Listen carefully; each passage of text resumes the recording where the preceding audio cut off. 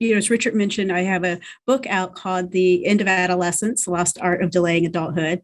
And that last piece, Lost Art, Delaying Adulthood, I actually believe that if we delay adulthood a little bit and give you guys a little more time to figure it out, there's an art to it. And all of the popular press that says that, oh my gosh, young adults today aren't doing it right, or they should be doing something different, pay no attention. We'll talk about the lost art of delaying adulthood and what you do with this time. So in our book, students talked about, honestly about their experiences at college. Students responded to a single question at the end of their year, what stood out to them. And then they talked for 45 minutes to 90 minutes about their life. And they talked about being lonely, that even though they were on college campuses, they were living in dorms, this is pre-pandemic, they were living in dorms, they felt lonely. So I'm gonna give you some voices if that's okay. So one student, his name is Gary, and I really like Gary. And he talked about, in terms of being lonely, I don't actually have a tremendous number of very, very close friends here. As a matter of fact, you could say I have 3. And I see people all the time. I just expected more friendships to emerge in this large community. And so even though he was surrounded by people, he just felt alone in it. Students also talked about being anxious, and they're anxious for all kinds of reasons. And so, for example, Jonathan said, I think it's been sort of smoother this year. He was comparing his sophomore year to his freshman year. It's been smoother, less panicky, less ups and downs. This year, I had only one real bad stretch. And I think it's been better. You only have one bad stretch. Can we try to have no bad stretches? So this idea that this sense of anxiety is something that's to be expected, and I don't think it has to be. And Mike, he said, in relation to his courses, he said, it's really hard to not get caught up in the rat race. I mean, kids really get to the point of exhaustion during exam period. A lot of my friends, believe it or not, have intestinal troubles over the exam period.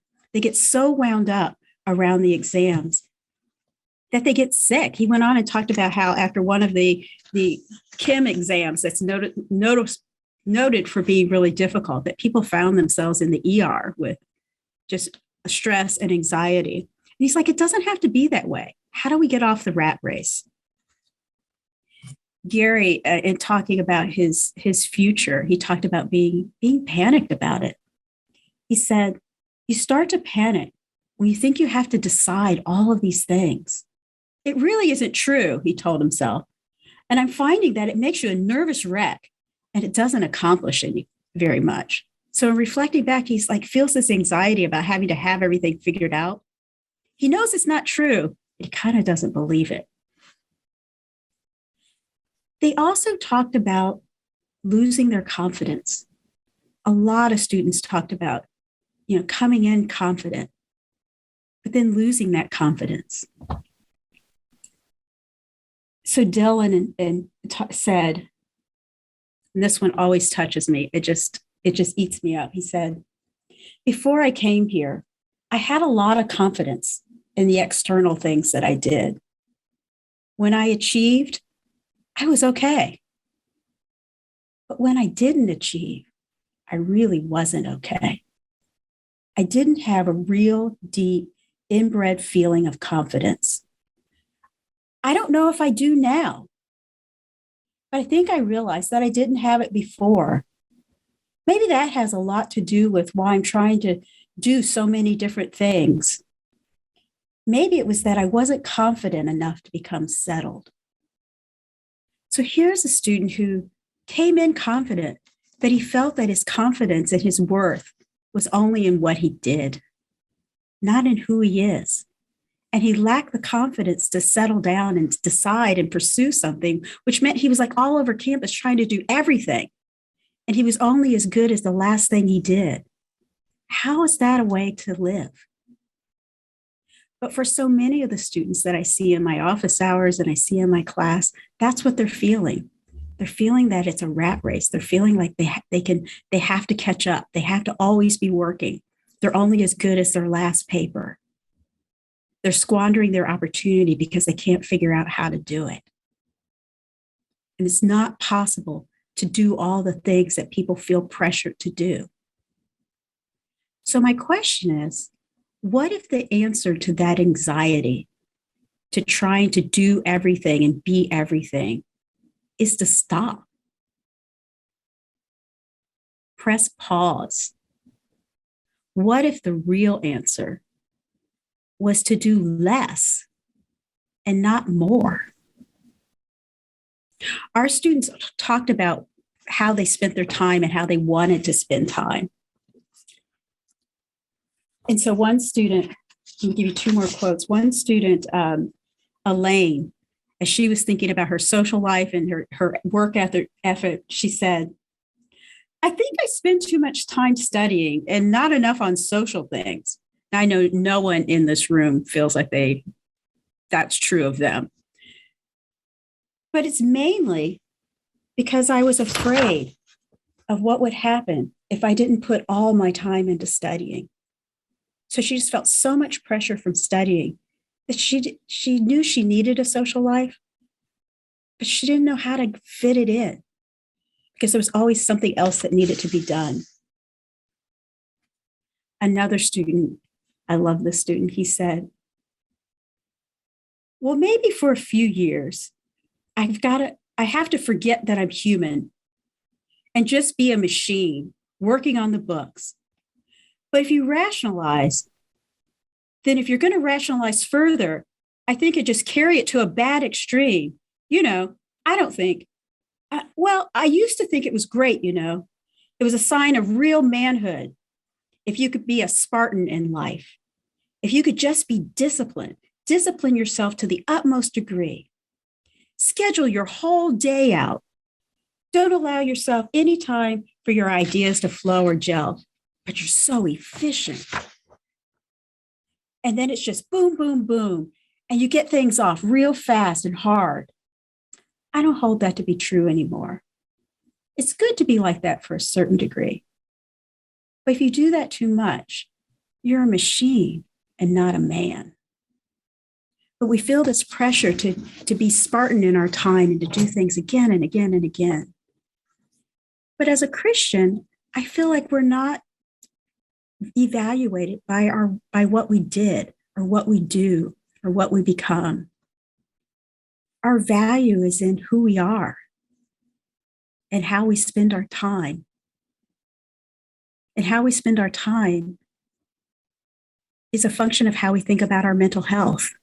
So there's a couple of scriptures I want to share with you that have always been important to me as I think about managing my own anxiety. And then we can talk about how that's looked like in my life, in the Q&A. One of the scriptures is from Philippians 4:6. It says, do not be anxious for anything, but in everything, in prayer and petition, with thanksgiving, present your requests to God. And the peace of God will transcend all understanding, will guard your heart and your mind in Christ Jesus. So here it's like, put it before God. He doesn't say he's going to do all your homework, but he says he's going to give you peace, right? Lean in and get peace. But how does that work? Students in our study wanted to press pause, but they didn't feel like they could. And part of this pressing pause is figuring out, what are you supposed to be doing here? Why are you here? Where are you headed? What's your purpose in life? And like one of the students says, he wasn't confident enough to settle down. So he was doing all kinds of things, which meant he wasn't doing what he was meant to do or what his purpose is. And so part of it is to do and find what's fulfilling to you and pursue that purpose. And then once you figure out your purpose and why you're here, and here I mean metaphysically, not just here at RIT, but why you're here on this earth at this historical moment. What's your value to yourself and to society? And when you figure that out, you can let everything else go. You can say no to things and not feel like you're missing out. So Hebrews 12:1 says, let's throw off everything that hinders. And let's run with perseverance the race that's marked out for us, fixing our eyes on Jesus, the pioneer and perfecter of our faith. That we have a race we're to run, and let's run it with perseverance. And how do you find that race? It's what your purpose is, and taking time to figure out what is the meaning in your life. And once you have that sense of meaning and purpose, it becomes easier to say, I'm going to press pause on the other things and trust in God. And it's not just trusting in religion, it's trusting in a person, which means that if I press pause, there's a real risk that while I'm taking a sabbatical and I'm taking a break, people are going to run past me because I've stood still, right? And you get this feeling like, oh my gosh, if I take a day off, then people are going to get ahead of me. And that's going to be true. But are they going to be at peace? And are they actually pursuing their purpose? And do you trust that when you press pause, you're going to be better for it from a mental health standpoint, from a joy standpoint, and from a peace standpoint? And we could talk in the Q&A how that's looked like in my life and the kinds of scriptures that I lean into and how this has worked for me.